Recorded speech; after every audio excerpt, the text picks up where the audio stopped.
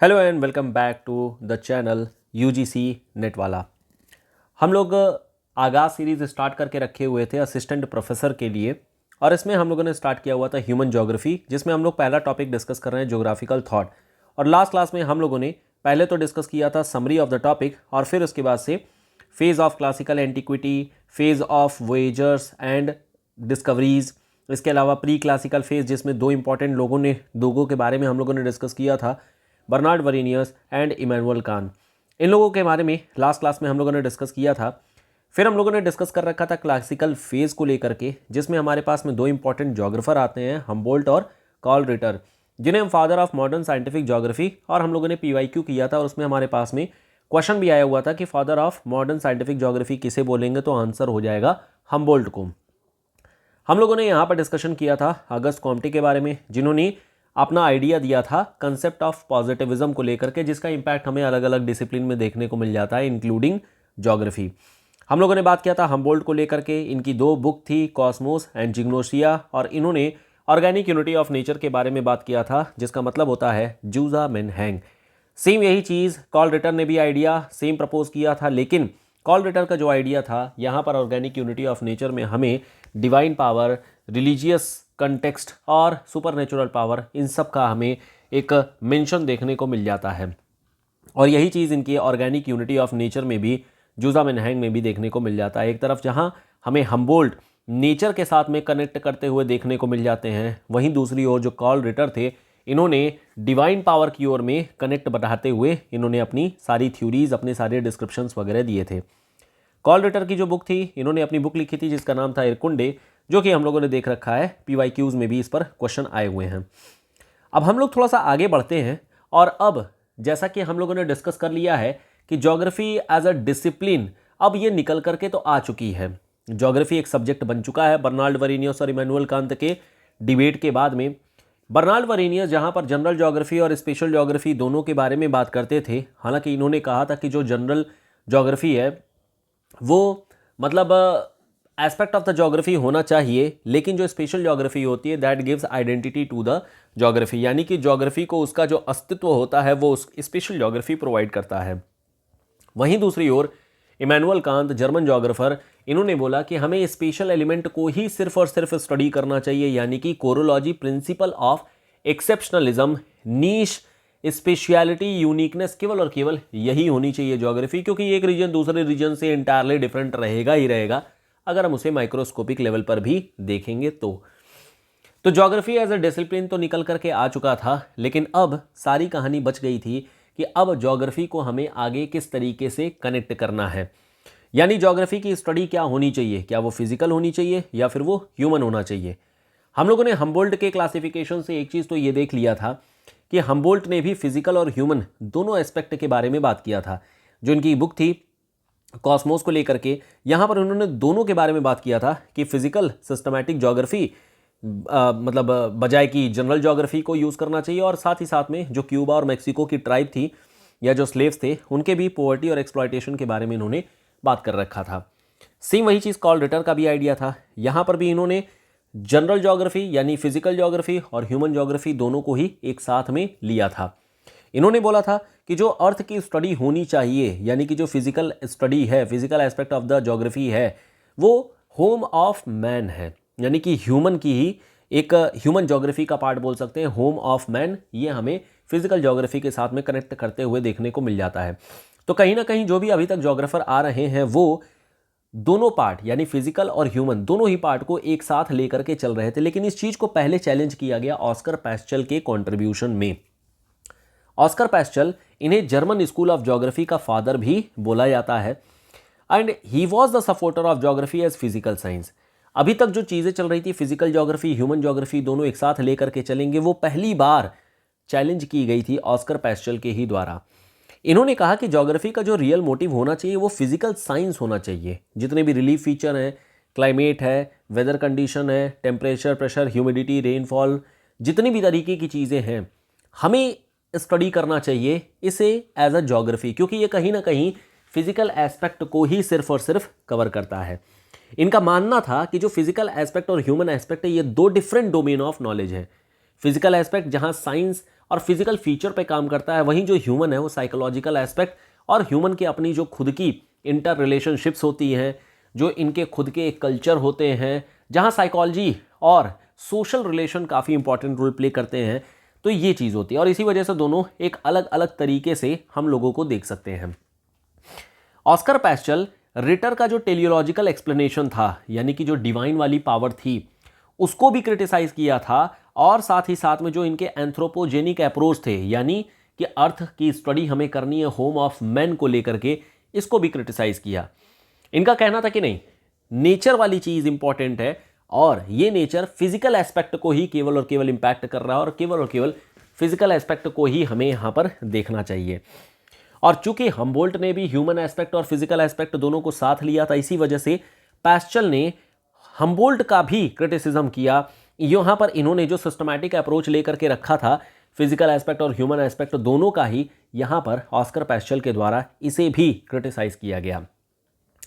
तो हम लोग यहाँ से एक चीज़ कंक्लूड ये कर सकते हैं कि जो ऑस्कर पैस्चल थे, ये हार्ड कोर फिजिकल जोग्राफर थे। इन्होंने फिजिकल जोग्राफी को ही केवल और केवल महत्व दिया, और इन्होंने जोग्राफी का जो एरिया था वो बाउंड कर दिया सिर्फ और सिर्फ फिजिकल एस्पेक्ट ऑफ जोग्राफी को देखते हुए। ही was the father of German school of geography, ये पॉइंट आपको ध्यान रखना है। बाकी का जो आइडिया है वो तो समझ में आ ही गया होगा कि ऑस्कर पैस्चल एक हार्डकोर फिजिकल जोग्राफर हैं। सेम इसी तरीके से जर्मनी में ही फ्रेडरिक रैडज़ेल हुए। फ्रेडरिक रैडज़ेल ने अपनी 2 बुक लिखी थी। एक लिखी थी एंथ्रोपोजोग्राफी, जिसमें 2 वॉल्यूम थे, एक 1882 में आई थी वॉल्यूम नंबर 1, और दूसरी फिर 7 साल बाद 1889 में आई थी वॉल्यूम नंबर 2। क्या है इन दोनों में हम लोग बात करते हैं, लेकिन जो रैडज़ेल हैं इन्हें हम लोग एज अ पॉलिटिकल जोग्राफर मानते हैं। इन्होंने अपनी बुक लिखी थी पॉलिटिशे जोग्राफी, जर्मन ऑब्वियसली लैंग्वेज है और ये काफ़ी इंपॉर्टेंट है। जो फ्रेडरिक रैडज़ेल थे, ये वर्ल्ड वॉर में भी इनके कंट्रीब्यूशन काफ़ी देखने को मिल जाते हैं। कैसे देखने को मिलते हैं वो अभी थोड़ी देर में हम लोग डिस्कस करेंगे, तो आपको आइडिया लग जाएगा कि आखिर में वर्ल्ड वॉर और जो बेसिकली हिटलर थे, कैसे उन्हें उकसाया गया, किस तरीके से उन्हें ज्योग्राफी का सहारा, फिलॉसफी का सहारा लेकर के अल्टीमेटली ये सारा काम किया गया था। इनफैक्ट आप लोगों को मे भी सरप्राइज हो या कई लोग जानते होंगे कि जो वर्ल्ड वॉर वगैरह होती है, इसमें साइकोलॉजी काफ़ी ज़्यादा खेली जाती है, साइकोलॉजी का काफ़ी ज़्यादा इस्तेमाल किया जाता है। अब जैसे वर्ल्ड वॉर 1 हुई थी या वर्ल्ड वॉर 2 हुई थी, इसमें साइकोलॉजिस्ट को हायर किया गया था। वो साइकोलॉजिस्ट जो अपोनेंट है, जो दूसरे टीम का है या दूसरे देश का है या एनिमी कंट्री का है, उसकी विचारधारा को समझती थी और फिर उस हिसाब से एक्शन लिए जाते थे कि क्या पॉसिबल एक्शन लिया जा सकता है। और इस दौरान में कई सारे मतलब युद्ध हुए, कई सारे आपस में मतलब तरह तरह के जो होता है टैक्टिक्स खेले गए, लेकिन अल्टीमेटली इसे जो सिविलाइजेशन है, जो पब्लिक है, आम जनता है, उसे ही ये सारी चीज़ें भुगतनी पड़ी थी। खैर, ये सब कहानी अपनी अलग है। हम लोग वापस से अपने ज्योग्राफी पे आए अगर, तो फ्रेडरिक रैडज़ेल इन्होंने अपनी बुक लिखी थी जिसका नाम था एंथ्रोपोजोग्राफी और साथ में पॉलिटिचे जोग्राफी। फ्रेडरिक रैडज़ेल का सोशल डार्विनिज्म पर काफ़ी इन्फ्लुएंस हमें देखने को मिल जाता है। सोशल डार्विनिज्म का मतलब क्या होता है? डार्विन की अपनी थ्योरी थी survival of the fittest. Survival of the fittest का मतलब ये हो गया, इन्वायरमेंट बदल रहा है और जो इन्वायरमेंट के साथ में अपने आप को ढाल लेगा वही केवल और केवल बचेगा। सर्वाइवल केवल और केवल उसी का होगा, बाकी जो कमज़ोर होंगे वो धीरे धीरे एलिमिनेट हो जाएंगे, यानी उनकी मृत्यु होते जाएगी। सोशल डार्विनिज्म का भी सेम ऐसा ही कुछ फंडा होता है, जब सामाजिक तौर पर, क्योंकि समाज में, सोसाइटी में, यहाँ पर भी ट्रेडिशन, कल्चर, बिलीफ, फेथ सब बदलता रहता है। तो जो भी समाज के साथ में अपने आप को फिट कर लेगा, जो भी समाज को अपने हिसाब से ढाल लेगा, कहीं ना कहीं वो जा कर के आगे सर्वाइव कर पाएगा। सो किस तरीके से ह्यूमन अपने इन्वायरमेंट में, अपने सराउंडिंग में किस तरीके से मास और एनर्जी का एक्सचेंज करता है और कैसे ये आपस में अपने आप को सर्वाइव करते हैं, इसका इन्फ्लुएंस हमें रैडज़ेल पर देखने को मिल जाता है। तो इसको आप बोल सकते हैं it is a kind of determinism. क्या होता है डिटर्मिनिज्म, ये सब आगे हम लोग डिस्कस करेंगे ही, लेकिन ये एक डिटर्मिनिज्म का हमें एग्जाम्पल देखने को मिल जाता है। रैडज़ेल एक ऐसे जोग्राफर हैं जिन्होंने जोग्राफी में इतना ज़्यादा कंट्रीब्यूशन दे रखा है, मतलब इनको बुलाता है कि वो सिंगल लार्जेस्ट कंट्रीब्यूटर अगर कोई जोग्राफी में काउंट किया जाएगा तो रैडज़ेल को नंबर 1 पे रखा जाएगा। इन्होंने मैन इन्वायरमेंट रिलेशनशिप को स्टडी किया था, सेम वही डिटर्मिनिज्म का आइडिया, और इन्हें नॉर्मली हम लोग रेडिकल इन्वायरमेंट डिटर्मिनिस्ट कहते हैं। रेडिकल इन्वायरमेंटल डिटर्मिनिस्ट का मतलब ये हो गया, इनकी ये पहले विचारधारा थी कि जो हमारा नेचर है यही सभी चीज़ों को कंट्रोल करता है। नेचर ही अल्टीमेटली ह्यूमन एक्शन को भी ड्राइव करता है कि ह्यूमन किस तरीके का एक्शन लेंगे, ये सब कुछ इन्वायरमेंट पर या फिर नेचर के द्वारा ही डिसाइड किया जाता है। और इसका मेंशन इन्होंने 1882 में जब एंथ्रोपोजोग्राफी अपनी वॉल्यूम नंबर 1 लिखी थी वहाँ पर इन्होंने मेंशन किया था। लेकिन 7 साल बाद इनके जो विचारधारा थी, इनका जो आइडिया था, उसमें काफ़ी बदलाव देखने को मिल जाता है। 7 साल बाद 1889 में इन्होंने अपनी एक वॉल्यूम 2 एंथ्रोपोजोग्राफी लिखी, मतलब दूसरा वॉल्यूम निकाला, इन्होंने प्रकाशित किया। और यहाँ पर इन्होंने सोशल डार्विनिज्म का इम्पैक्ट दिखाया। इन्होंने दिखाया the concept of cultural landscape. ये जो कल्चरल लैंडस्केप का कंसेप्ट है इसे हम लेबानश्रम के नाम से भी जानते हैं। लेबानश्रम का मतलब होता है लिविंग स्पेस, यानी ह्यूमन जिस स्पेस में रह रहा है वो एक लिविंग स्पेस है। इसका मतलब कि ह्यूमन जिस स्पेस में रह रहा है वो अपने स्पेस को कंटिन्यूअसली एक्सपैंड करने की कोशिश करता है। और ये जो एक्सपेंशन है वो रिसोर्स के लिए, या जो ह्यूमन है वो अपनी नीड को फुलफिल करने के लिए, या तरह तरह की जो भी ज़रूरतें होती हैं उसको पूरा करने के लिए करता है। अब यहाँ से अगर आप देखें तो दो कंसिक्वेंसेस या दो आपको फिलॉसफीज देखने को मिलेंगी। एक फिलॉसफी ये जहाँ पर पॉलिटिकल फिलॉसफी है कि जो लिविंग स्पेस है, लेबानश्रम है, वो एक पॉलिटिकल टेरिटरी के तौर पर आप देख सकते हैं कि ये लगातार अपने आप को एक्सपैंड करने की कोशिश कर रहा है, यानी पॉलिटिकल सुप्रीमेसी ढालने की कोशिश कर रहा है। और दूसरी फिलॉसफी आप इस तरीके से देख सकते हैं, अभी तक जो डिटर्मिनिस्टिक आइडिया था कि नेचर ही सारी चीज़ों को कंट्रोल करता है, वो अब यहाँ से बदल गया, क्योंकि जो कल्चरल लैंडस्केप है वो ह्यूमन के द्वारा क्रिएट किया गया है। यानी ह्यूमन उस कल्चर को क्रिएट करता है और वो कल्चर फिर अल्टीमेटली आगे स्प्रेड करता जा रहा है। और ये चीज़ कहीं ना कहीं एक पॉसिबिलिस्टिक आइडिया के तौर पे हमें देखने को मिल रहा है कि human is actually controlling the nature, और नेचर को कंट्रोल करने का मतलब लिविंग स्पेस से यहाँ पर है। तो रैडज़ल ने, हाउशफर एक जोग्राफर थे, उनको अपने आइडिया से इन्फ्लुएंस किया, और हाउशफर डायरेक्टली कनेक्टेड थे हिटलर के एडवाइज़र के तौर पे। तो रैडज़ल का जो लिविंग स्पेस का आइडिया था ये हाउशफर ने सीखा, और हाउशफर ने फिर यही चीज़ अल्टीमेटली हिटलर को बताया, और हिटलर फिर उसी हिसाब से वर्ल्ड वॉर 2 में अपने कंट्रीब्यूशन, या फिर कहा जाए कि एक एग्रेसिव पॉलिसी के तहत इन्होंने अपना जो भी एक्शन है वो एक्शन लिया। जो रैडज़ल का आइडिया है इसे न्यू डिटर्मिनिज्म के नाम से भी हम लोग जानते हैं। ये न्यू डिटर्मिनिज्म है, नियो डिटर्मिनिज्म नहीं। हम लोग आगे बात करेंगे डिटर्मिनिज्म और पॉसिबिलिज्म में जब आपस में डिबेट हुई थी तो कौन जीता कौन हारा, तो ऐसा कुछ हुआ नहीं। बीच का एक रास्ता निकला जिसे हम लोग बोलते हैं नियो डिटर्मिनिज्म, जिसे ग्रिफिथ टेलर के द्वारा दिया गया था, जो कि हम लोग आगे डिस्कस करेंगे। ये वो नियो डिटर्मिनिज्म नहीं है, ये न्यू डिटर्मिनिज्म है, यानी डिटर्मिनिज्म का एक नया तरीका। इन्हें हम लोग founder of modern human geography भी कहते हैं। किसे? अगेन फ्रेडरिक रैडज़ल को। तो फ्रेडरिक रैडज़ल का जो मेन आइडिया है, या फ्रेडरिक रैडज़ल को जो हम लोग मानते हैं, वो ये तो मॉडर्न ह्यूमन ज्योग्राफी के फाउंडर हैं ही, लेकिन साथ ही साथ में एज अ पॉलिटिकल ज्योग्राफर एक डिटर्मिनिस्ट के तौर पर हम लोग इन्हें जो है मानते हैं। अगला जो हमारे पास में ज्योग्राफर आते हैं, इनका नाम है रिchthofen। बहुत इंपॉर्टेंट है। रिchthofen ने कंसेप्ट ऑफ रीजनल सिंथेसिस दिया है। रीजनल सिंथेसिस का मतलब होता है कि कोई भी रीजन जब अपना फॉर्मेशन करता है, यानी कि कोई भी एरिया, कोई भी रीजन फॉर्म हो रहा है, इवॉल्व हो रहा है, तो उसमें फिजिकल एस्पेक्ट और ह्यूमन एस्पेक्ट दोनों ही आते हैं। कोई भी जब रीजन रहेगा तो वहाँ पर उसका एक फिजिकल एस्पेक्ट जैसे रिलीफ, वहाँ की क्लाइमेट, वहाँ का temperature, pressure, humidity, rainfall etcetera etcetera, ये सब रहेगा ही रहेगा। लेकिन साथ ही साथ में वहाँ पर ह्यूमन और ह्यूमन के जो आपस में इंटर रिलेशंस हैं वो भी रहेंगे। यानी एक कल्चर रहेगा, एक सेटलमेंट का पैटर्न रहेगा, ट्रेड एंड ट्रांसपोर्ट रहेगा, आपस में इकोनॉमिक शेयरिंग होगी, ये सारी चीज़ें होने वाली हैं। ये सब जब अल्टीमेटली मिल करके आता है तो इसी को ही हम लोग बोलते हैं रीजनल सिंथेसिस। और ये जो रीजनल सिंथेसिस है, ये कंसेप्ट दिया गया था रिchthofen के द्वारा, तो इंपॉर्टेंट है, ध्यान रखना है। इन्होंने ज्योग्राफी को यूनिफाई किया, यानी जो फिजिकल और ह्यूमन के बीच में डिबेट हो रखा है कि ज्योग्राफी क्या होनी चाहिए, फिजिकल होना चाहिए कि ह्यूमन होना चाहिए, रिchthofen ने इस चीज़ को यूनाइट किया और ये कहा कि ज्योग्राफी का एस्पेक्ट दोनों ही है, फिजिकल एस्पेक्ट भी और ह्यूमन भी, और हम इसे अलग अलग करके, तोड़ करके ना तो हम इसे स्टडी कर पाएंगे और ना ही ऑब्जर्व कर पाएंगे, क्योंकि कहीं ना कहीं दोनों एक दूसरे के साथ में मास और एनर्जी का कंटिन्यूअसली एक्सचेंज करते रहते हैं।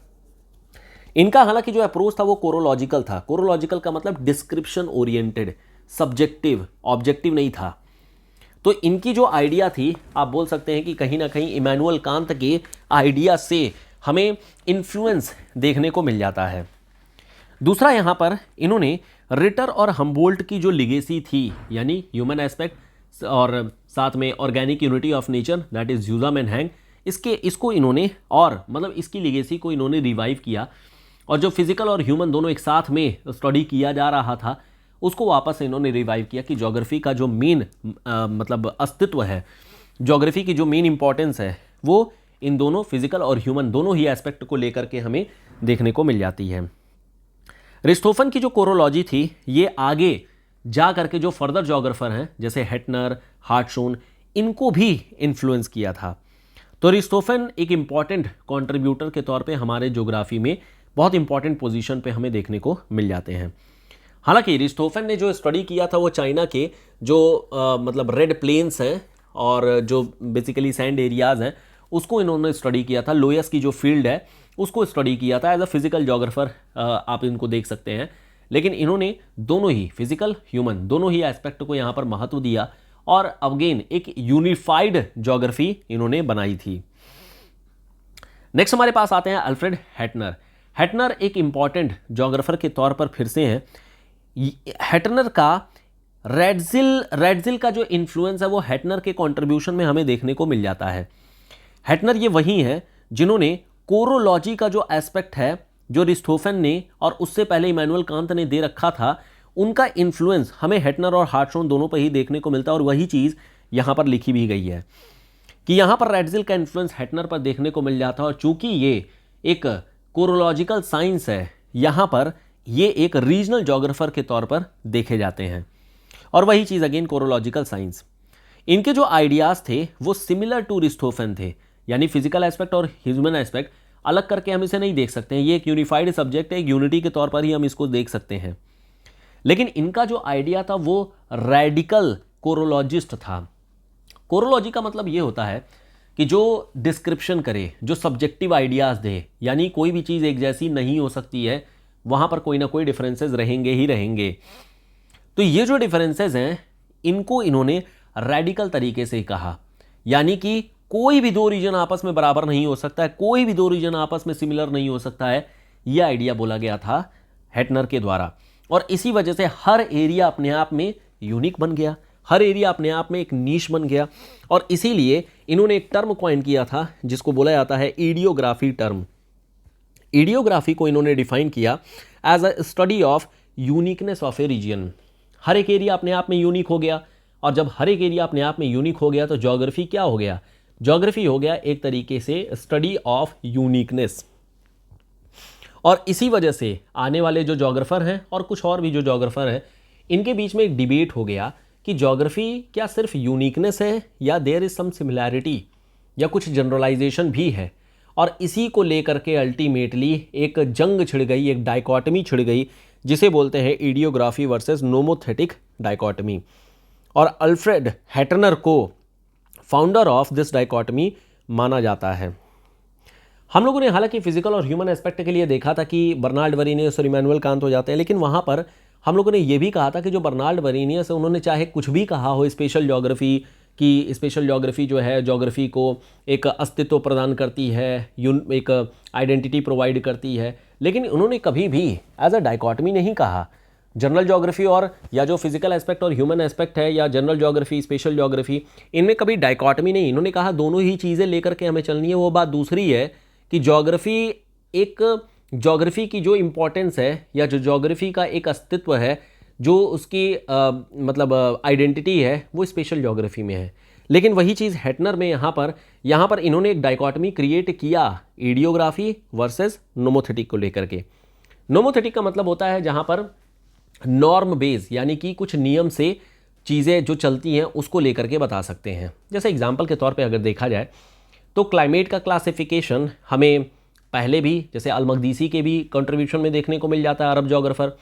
और आगे हम लोग आएंगे तो वहाँ पर कोपेन, थॉर्नटवाइट, त्रिवार्था, इनकी भी क्लासिफिकेशन में हम लोग देखेंगे। लेकिन कायदे से अगर देखा जाए तो क्लाइमेट ये अपने आप में कोई भी दो रीजन बराबर तो नहीं हो सकते हैं, लेकिन अगर हम केवल और केवल चीज़ों को ऐसे डिफरेंशिएट करते रह जाएंगे तो फिर जो भी फिनोमिनाज, जो भी इवेंट या जो भी डिज़ास्टर्स आते हैं हम उसे आइडेंटिफाई कैसे करेंगे। और इसके लिए फिर जनरलाइजेशन की गई और फिर अल्टीमेटली हम लोगों ने कहा कि ईडियोग्राफी अच्छी चीज़ है लेकिन नोमोथेटिक हमें रहना पड़ेगा ताकि हम प्रैक्टिकल अप्रोच में रह पाएँ, ताकि हम कुछ कॉन्सिक्वेंस को डिड्यूस भी कर पाएँ। हालांकि आगे हम लोग डाइकोटमी के बारे में डिस्कस करेंगे तो और बेटर तरीके से सारी चीज़ों को एक्सप्लेन करेंगे। नेक्स्ट हमारे पास में जोग्राफर आते हैं जिनका नाम है विडाल डे ला ब्लाश। ये एक फ्रेंच जोग्राफर है और काफ़ी इंपॉर्टेंट जोग्राफर है। इनकी कंट्रीब्यूशन हमें कई जगहों पर देखने को मिल जाती है। इन्होंने 1921 में अपनी एक बुक लिखी थी जिसका नाम है principle of human geography. Book का नाम काफ़ी इंपॉर्टेंट होता है, एग्जाम में आपसे डायरेक्ट क्वेश्चन पूछे जाते हैं, जो कि अभी हम लोग PYQ करेंगे तो वहाँ पर दिख ही जाएगा। तो प्रिंसिपल ऑफ ह्यूमन जोग्राफी 1921 में इनके विडाल डे ला ब्लाश के द्वारा लिखी गई थी। विडाल का जो आइडिया था वो रैडजिल के जो एंथ्रोपोजोग्राफी वॉल्यूम नंबर 2 में दिया गया था उससे बड़ा इन्फ्लुएंस थे। वॉल्यूम 1 में हम लोगों ने बात किया हुआ था कि जो रैडजिल का आइडिया था वॉल्यूम नंबर 1 एंथ्रोपोजोग्राफी में, यहाँ पर नेचर ही सारी चीज़ों को कंट्रोल कर रहा है, यानी कि यहाँ पर इन्होंने इन्वायरमेंटल डिटर्मिनिज्म के बारे में बात किया था वॉल्यूम नंबर 1 में। वहीं दूसरी ओर जब वॉल्यूम नंबर 2 के बारे में बात करते हैं तो वॉल्यूम नंबर 2 में इन्होंने कल्चरल लैंडस्केप के बारे में बात किया था, यानी कि जो ह्यूमन है जब कहीं पर भी रहता है तो वो अपना एक कल्चर बना लेता है, वो अपना एक बिलीफ सिस्टम बना लेता है। और ये कहीं ना कहीं ये शो कर रहा है कि जो ह्यूमन है वो नेचर को इम्पैक्ट करता है।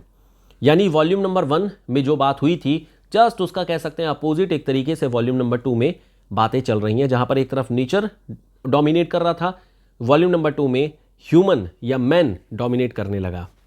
और इसी का इन्फ्लुएंस हमें विडाल के भी आइडिया में देखने को मिल जाता है, यानी कि विडाल एक तरीके के पॉसिबिलिस्ट जोग्राफर थे। इन्होंने जेनरे दे वाया के बारे में बात किया। जेनरे दे वाया का मतलब होता है कल्चरल डिटर्मिनिज्म, यानी कल्चर चीज़ों को डिटरमाइन कर रहा है। कल्चर जो है, जैसे इन्होंने ये कहा कि मान लो कोई भी एक ट्राइब यहाँ पर, कोई भी एक ट्राइब मान लेते हैं कि रह रही थी, मान लेते हैं कि ए ट्राइब है जो रह रही थी। अब ए ट्राइब धीरे धीरे आगे मूव कर जाएगी, लेकिन इस एरिया में ए ट्राइब के जितने भी बिलीफ सिस्टम हैं, ठीक है, जैसे हम लोगों ने हड़प्पा सभ्यता जो इंडस वैली सिविलाइजेशन है, हम लोगों ने उसको एक्सकेवेट किया, हमें तरह तरह के एरियाज़ मिले, ठीक है, अलग अलग, जैसे कि हमें कालीबंगा मिल गया या फिर हमें है ना बनावली मिल गया, तो बहुत सारे हड़प्पा, मोहनजोदड़ो, तमाम तरीके के साइट मिल गए। हम लोग जब खोदते हैं तो हमें पता चलता है कि यहाँ पर जो है मतलब शिव जी की यानी कि लिंग की पूजा की जाती थी, या फिर डांसिंग गर्ल हमें देखने को मिल जाती है। तो इस तरीके से हम लोगों ने एक्सकेवेशन के बाद अगर केवल ज्योग्राफी ही होती तो वहाँ के बिलीफ सिस्टम के बारे में हमें पता ही नहीं चल पाता। हमें नहीं पता चल पाता कि ये लोग रिलीजियस हैं या फिर ये मर्चेंट हैं, ट्रेडर हैं, क्या करते हैं क्या नहीं करते हैं, हमें नहीं पता चल पाता। लेकिन चूंकि लोग अगर रहते हैं तो उनका इन्फ्लुएंस हमें वहाँ के एरिया में देखने को मिल जाता है। और यही चीज़ विडाल के भी आइडिया में, इनके आइडिया में इन्होंने यही चीज़ कही। इन्होंने कहा कल्चरल लैंडस्केप के बारे में, कल्चरल डिटर्मिनिज्म। कल्चरल लैंडस्केप तो खैर रैडजिल का आइडिया था। कल्चरल डिटर्मिनिज्म में यही चीज़ कही गई कि कल्चर ही एक्चुअली डिटरमाइन करता है, यानी कि ह्यूमन डोमिनेट करता है ओवर द नेचर, और ह्यूमन की जितनी भी बिलीफ सिस्टम है, ह्यूमन की जितनी भी सारी चीज़ें हैं, वो सब हमें एक डिटर्मिनिस्टिक आइडिया के तौर पर देखने को मिल जाते हैं। बेसिकली एक तरीके का पॉसिबिलिज्म हो गया।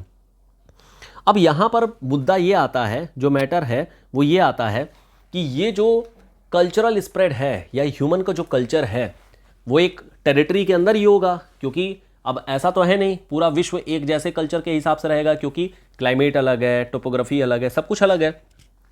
जो भी कल्चर बनता है या जो भी ट्रेडिशन बनते हैं वो वहाँ के क्लाइमेट को लेकर के बनते हैं। जैसे अगर हम लोग इंडिया में देखें, इंडिया में हम लोग सनातन धर्म के हैं, तो हम लोग जो पूजा करते हैं वो सूर्य की पूजा करते हैं, एनर्जी की पूजा करते हैं। और वही अगर आप सऊदी अरेबिया या जो डेजर्ट एरिया है वहाँ पर जाएंगे तो वो चंद्रमा की पूजा करते हैं। इस्लाम बेसिकली चंद्रमा की पूजा करते हैं। क्यों? क्योंकि उनको ठंडक चाहिए, क्योंकि ऑलरेडी वो गर्म क्लाइमेट में रहते हैं। तो जो हमारे पास में नेचर भी है वो हम लोग ज्योग्राफी के हिसाब से हम नेचर को मतलब मान रखे हैं, हमारा बिलीफ सिस्टम उसी तरीके का बना हुआ है। तो वही चीज़ यहाँ पर भी हमें कल्चरल डिटर्मिनिज्म के तौर पे देखने को मिल जाती है। तो एक चीज़ ये समझ में आ गई कि एक टेरिटरी होगी और उस टेरिटरी के अंदर में ही लोग अपने बिलीफ सिस्टम, अपने ट्रेडिशन, अपने कस्टम जो भी हैं वो सब उस टेरिटरी के अंदर में बना करके रखे होंगे। यहां पर विडाल ने उस टेरिटरी को बोला पेज, यानी कि जो भी स्केल बनी एक एरिया में रहने की, इसको बोला गया पेज स्केल। अब ये एक पे हो गया, इसी तरीके से दूसरा पे, तीसरा पे, चौथा पे, इस तरीके से हमें पेज स्केल पर ही एक टेरिटरी देखने को मिल जाएगी जहां पर हमें cultural determinism of that people, उस एरिया के लोगों के द्वारा बनाया गया कल्चरल डिटर्मिनिज्म यानी कि पॉसिबिलिज्म देखने को मिल जाएगा। इन्होंने स्कूल ऑफ पॉसिबिलिज्म की एक तरीके से कह सकते हैं कि शुरुआत की थी। हालांकि ये ध्यान देने वाली बात है, हालांकि जो पॉसिबिलिज्म वर्ड है ये लूसियन फेबरे के द्वारा दिया गया था। ये एक इंपॉर्टेंट बात है और इसको आप लोग ध्यान से देखिएगा कि हालांकि स्कूल ऑफ पॉसिबिलिज्म विडाल के द्वारा बोला गया, लेकिन जो पॉसिबिलिज्म वर्ड है ये लूसियन फेबरे के द्वारा यूज़ किया गया था। ये कोरोलॉजिकल जोग्राफर हैं, अगेन इमैनुअल कांत को फॉलो किया गया, प्रिंसिपल ऑफ एक्सेप्शनलिज्म को फॉलो किया गया था। विडाल का जो पॉसिबिलिज्म था यह अमेरिकन जोग्राफर को भी इन्फ्लुएंस किया। इन्होंने जब अपने कल्चरल डिटर्मिनिज्म के बारे में बताया तो एक बहुत ही लॉजिकल सी बात है कि जहाँ पर भी लोग रहेंगे वो अपने आसपास का जो इन्वायरमेंट है उसको प्रभावित तो करेंगे ही करेंगे। जैसे अगर आप साउथ में चले जाएंगे, साउथ इंडिया में, वहाँ पे केले के पत्ते पर मतलब खाने का रिवाज है। क्यों है? उसके पीछे सिंपल कारण है, केला अपने मतलब लाइफ टाइम में एक बार फल देता है, एक बार फल दिया, अब उसकी कोई महत्व नहीं रह गया, तो अब क्या किया जाएगा? तो केले के पत्ते को यूज़ किया गया कि उस पर खाना खाया जा सकता है, और साउथ में केला वैसे भी बहुत ज़्यादा होता है। तो ये एक ट्रेडिशन बन गया, ये ज़रूरत थी और ये ज़रूरत अल्टीमेटली एक ट्रेडिशन बन गया, इन्वायरमेंट फ्रेंडली भी है। तो ये लोगों के द्वारा वहाँ के क्लाइमेट और वहाँ की जो भी सारी कंडीशंस होती हैं उन कंडीशन को देखते हुए एक ट्रेडिशन बनाया जाता है। और ये चीज़ आप बोल सकते हैं कि नेचर ने उनको सिखाया या ह्यूमन ने नेचर को इसी तरीके से एडॉप्ट किया हुआ है। तो विडाल की जो पॉसिबिलिज्म है ये एक प्रैक्टिकल पॉसिबिलिज्म, और ये अमेरिकन स्कूल ऑफ थॉट को भी, या जो अमेरिकन जोग्राफर हैं उनको भी इन्फ्लुएंस किया। अमेरिकन जोग्राफर में हमें 3 लोगों का नाम इंपॉर्टेंट देखने को मिल जाता है। एक है बरोज, कार्ल सावर और विटलसे। बरो ने अपना जो कंसेप्ट दिया था, कंसेप्ट ऑफ ह्यूमन इकोलॉजी का कंसेप्ट इन्होंने दिया था। कंसेप्ट ऑफ ह्यूमन इकोलॉजी का मतलब ज्योग्राफी एज ह्यूमन इकोलॉजी, ये इनकी किताब का नाम है। इन्होंने इकोलॉजी का मतलब होता है कोई भी क्या, इनफैक्ट जितने भी बायोटिक एलिमेंट है यानी जो भी लिविंग स्पेस है, हम जब उसकी स्टडी करते हैं तो उसको बोलते हैं इकोलॉजी। हम लोग जब इन्वायरमेंट का क्लास डिस्कस करेंगे तो वहाँ पर और डिटेल में डिस्कस करेंगे कि इकोलॉजी, इकोसिस्टम, इन्वायरमेंट, इन तीनों में क्या डिफरेंस होता है, किस तरीके से चीज़ें होती हैं। इन्होंने ह्यूमन इकोलॉजी के बारे में डिस्कशन किया था बरोज ने, और ये भी पॉसिबिलिस्टिक आइडिया को लेकर के दिखाते हुए हैं। तो ध्यान रखना है बरोज कैसे हैं, पॉसिबिलिस्ट हैं। दूसरे साहब आते हैं कार्ल सावर। कार्ल सावर ने कंसेप्ट ऑफ कल्चरल लैंडस्केप के बारे में बात कर रखा था। ये बर्कले स्कूल ऑफ थॉट के हैं, अगेन अमेरिका, यूएसए। जो कल्चरल लैंडस्केप है, ये जो कंसेप्ट है, ये पॉसिबिलिस्टिक कंसेप्ट को दिखाते हैं। जिस तरीके से रैडजिल ने अपने एंथ्रोपोजोग्राफी वॉल्यूम नंबर 2 में दिखाया, या फिर विडाल ने अपने आइडियाज़ में दिखाया, सेम वही चीज़ कार्ल सावर के भी कल्चरल लैंडस्केप में, यानी कि कल्चरल एक रीजन में देखने को मिल जाता है। फिर एक और साहब आते हैं जिनका नाम है विटलसे। इन्होंने कंसेप्ट ऑफ कॉम्पेज के बारे में बात की थी, जो कि एक एग्रीकल्चरल रीजनलाइजेशन है। तो यहाँ पर इन्होंने एग्रीकल्चरल रीजनलाइजेशन के बारे में बात किया हुआ था और इसी को लेकर के कम्पेज थ्योरी अपनी दी थी। तो एग्रीकल्चरल रीजनलाइजेशन, इसके बारे में इन्होंने बात किया हुआ था। तो ये हम लोगों ने पार्ट डिस्कस किया जो कि क्लासिकल फेज में आता है। यहाँ से एक बात तो समझ में आ गई कि जो जोग्राफर हैं ये लोग आपस में अपने अपने आइडियाज़ को लेकर के एक मतलब कोई सपोर्ट करेगा तो कोई क्रिटिसिज्म करेगा, और ये जो सपोर्ट और क्रिटिसिज्म का ही जो फेज है इसी को बोलते हैं phase of dualism and dichotomy. Dualism का मतलब होता है कोई भी दो चीज़, जैसे डुअल सिम हो जाना है ना, हम लोग के मोबाइल में डुअल सिम होती है, या फिर डुअल कैमरा या डुअल फलाना फलाना। तो डुअल का मतलब होता है कोई भी दो चीज़। डाइकोटमी का मतलब होता है दो चीज़ तो है लेकिन पोलर अपोजिट। अगर नॉर्थ पोल है तो साउथ पोल होना चाहिए, अगर मैन है तो दूसरा फीमेल होना चाहिए, अगर एक तरफ नेचर है तो दूसरे तरफ ह्यूमन होना चाहिए, अगर एक तरफ आर्ट है तो दूसरे तरफ साइंस होना चाहिए। तो ये जो डाइकोटमी होती है, जो एकदम एक्सट्रीम अपोजिट होती है, इसको बोलते हैं डाइकोटमी।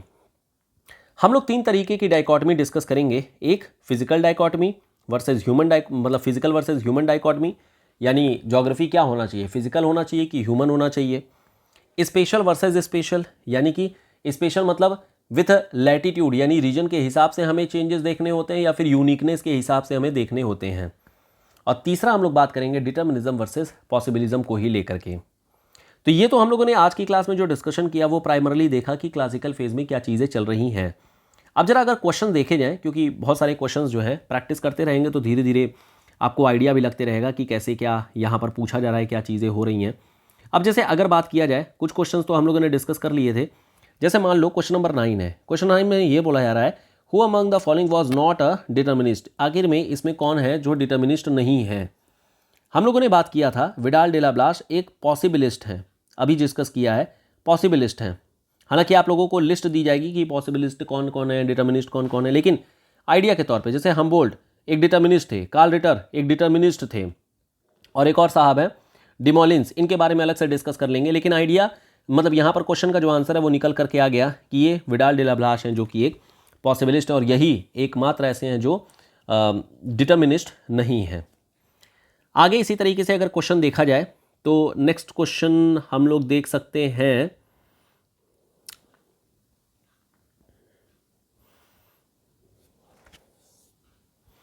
क्वेश्चन नंबर 17 को जरा देखिएगा। Who among the following is known as founder of modern human geography. Modern human geography के फाउंडर किसको बोला जाता है? ये बोला जाता है फ्रेडरिक रैटजिल को। अभी हम लोगों ने जस्ट डिस्कस किया हुआ, इनफैक्ट ये स्टेटमेंट ही हम लोगों ने डिस्कस की है रैटजिल की, कि इन्हें हम father of modern human geography देखिए बोलते हैं। और यही चीज़ यहाँ पर क्वेश्चन में भी पूछी गई है। तो वही चीज़ है, नोट्स को आप लोग केवल और केवल रिलीजियसली फॉलो करिए, आपका पूरा सिलेबस भी कवर होगा और बड़े अच्छे तरीके से आप चीज़ों को कर ले भी जाएंगे।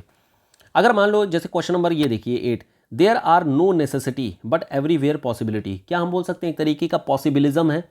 ये जो पॉसिबिलिज्म है ये किसने दिया था? हम लोगों ने बात किया था लूसियन फेब्रे, और यही चीज़ यहाँ स्टेटमेंट में भी दिया गया है कि फेब्रे ही पॉसिबिलिज्म के बारे में बात कर रखे थे। हालांकि स्कूल ऑफ पॉसिबिलिज्म किसने प्रोपाउंड किया?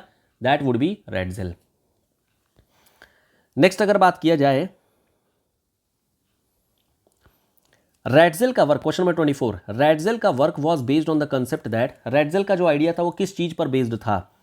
There is a dichotomy between physical and cultural aspect. क्या इन्होंने कल्चरल और फिजिकल एस्पेक्ट के बारे में कुछ बात किया था ना? ऐसा नहीं, यहां पर इन्होंने क्या बात किया था? मैन इन्वायरमेंट रिलेशन के बारे में, मैन इन्वायरमेंट रैटजिल के बारे में। रैटजिल ने 2 किताब लिखी थी, एंथ्रोपोजोग्राफी और पॉलिटिशियन जोग्राफी। एंथ्रोपोजोग्राफी में भी 2 वॉल्यूम है, वॉल्यूम नंबर 1, वॉल्यूम नंबर 2, जहां पर एक तरफ नेचर के बारे में बात की गई है, दूसरी तरफ कल्चरल लैंडस्केप के बारे में बात की गई है। तो पहला तो नहीं होना चाहिए क्योंकि फिजिकल और कल्चरल नहीं है, बल्कि यहाँ पर होना चाहिए मैन और इन्वायरमेंट रिलेशन। तो यहाँ पर पहला तो कट गया। दूसरा है geography as a scientific discipline, नहीं, ऐसा कोई बात नहीं किया गया है यहाँ पर। तो इन्होंने बल्कि पॉलिटिकल और एंथ्रोपोजोग्राफी 2 तरीके की बातें की गई हैं, तो ये भी आंसर नहीं होना चाहिए। तीसरा है कि physical environment control human activities. अब ये देखिए मैन इन्वायरमेंट रिलेशन है, यस बिल्कुल ये आंसर हो सकता है। चौथा देखिए ज्योग्राफी इज नेसेसरली डिस्क्रिप्टिव, नहीं, ऐसा जरूरत नहीं है, हो भी सकता है नहीं भी हो सकता है, ऐसा इन्होंने कोई बात नहीं कही है। तो आंसर यहाँ पे हो जाएगा 3rd नंबर का स्टेटमेंट, मैन इन्वायरमेंट रिलेशन को ही प्राइमरली इन्होंने डिस्कस किया था, प्राइमरली इन्होंने बताया हुआ था।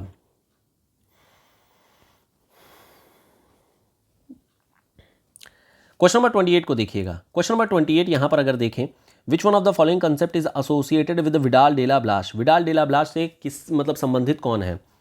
क्या लैंडस्केप कोरोलॉजी है? कोरोलॉजी तो चलो ठीक है, लेकिन लैंडस्केप कोरोलॉजी है कि नहीं, ये चीज़ थोड़ी देखनी पड़ सकती है। दूसरा मैथमेटिकल ज्योग्राफी, ये तो बिल्कुल भी नहीं है, क्योंकि विडाल डे ला ब्लास जो आइडिया दिए थे एक तो पॉसिबिलिस्ट आइडिया था, दूसरा इन्होंने लैंडस्केप के बारे में नहीं बात किया था, इन्होंने बात कर रखा है कोरोलॉजी के बारे में। तीसरा है टेरेस्ट्रियल होल। अब देखिए इन्होंने बात किया था पेज स्केल के बारे में, पेज स्केल, और ये जो पेज स्केल है ये टेरेस्ट्रियल होल के बारे में बात करता है।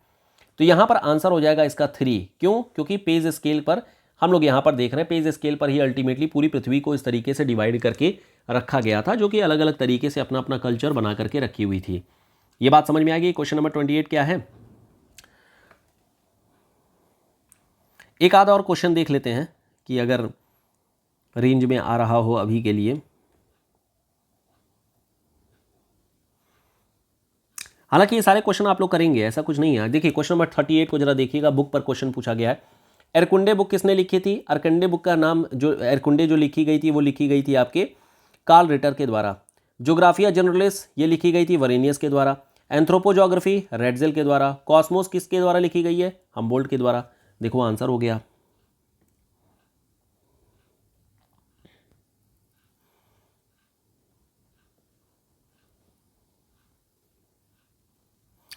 क्वेश्चन नंबर 43 देख लीजिए, who was the first man to prepare the first world map to scale. तो पहली बार किसने बनाया था, अनाक्सिमेंडर में बना रखा है, ये तो आपको याद करना है, खैर नोट्स में दिया गया है, कोई दिक्कत नहीं है, नोट्स में दिया गया है ये चीज़, तो you can follow the notes only, notes को फॉलो करेंगे तो आपको चीज़ें मिल जाएंगी। क्वेश्चन नंबर 45 को जरा देखिएगा, whose pioneer statement on the scope and method of modern geography. इनमें से किसका ये स्टेटमेंट है जो पायनियर स्टेटमेंट है, मतलब कि शुरुआती स्टेटमेंट है कि scope and method of modern geography according to Hartshorne set the direction of geographical thought for the future. किसका आइडिया था जो आगे जाके हार्टशोन, हेटनर, इन लोगों को इम्पैक्ट किया था? ये आइडिया था रिश्तहोफन का। हम लोगों ने अभी इनफैक्ट थोड़ी देर पहले ही डिस्कस किया था कि जो रिश्तहोफन का आइडिया था ये हेटनर और साथ ही साथ में जो हार्टशोन है इनको इम्पैक्ट किया था। तो आंसर हो जाएगा इसका रिश्तहोफन। लेबांसरम वर्ड किसने दिया था? Living space. लिविंग स्पेस जो पॉलिटिकल ज्योग्राफी, पॉलिटिकल ज्योग्राफी मतलब रैडजेल का आइडिया था ये, ठीक है। रैडजेल की किताब का नाम बता दीजिए, इंपॉर्टेंट बुक। सिस्टमैटिक ज्योग्राफी नहीं, दो किताब थी, एंथ्रोपो ज्योग्राफी थी और पॉलिटिशे ज्योग्राफी थी, पॉलिटिशे ज्योग्राफी, ठीक। तो आंसर हो जाएगा इसका 4। चलिए खैर, तो ये हम लोगों ने कुछ क्वेश्चंस डिस्कस कर लिए हैं, बाकी हम लोग आगे नेक्स्ट जब आगे डिस्कशन करते रहेंगे तो हम लोगों को आगे के जो क्वेश्चंस है वो भी हमारे 1 बाय 1 करके सब खत्म हो जाएंगे, एग्जॉस्ट हो जाएंगे। तो चलिए फिर यहाँ पर फिलहाल स्टॉप करते हैं, और जहाँ डाउट रहेगा वो पूछ लीजिएगा कमेंट बॉक्स में। टेलीग्राम चैनल की लिंक डिस्क्रिप्शन बॉक्स में दी गई है, ज्वाइन कर लीजिएगा, वहाँ पर जो डाउट रहेंगे वहाँ पर भी पूछ सकते हैं। बाकी हम लोग मिलेंगे अपने नेक्स्ट क्लास में, और अब हम लोग डुअलिज्म और डाइकोटमी का जो फेज़ है उसको डिस्कस करेंगे, और फिर आगे हम लोग नेक्स्ट क्लास में क्वांटिटेटिव रिवोल्यूशन की बारे में बात करने वाले हैं। तो चलिए ठीक है, फिर यहाँ स्टॉप करेंगे, मिलेंगे नेक्स्ट वीडियो में। Till then good bye, thank you so much, bye bye.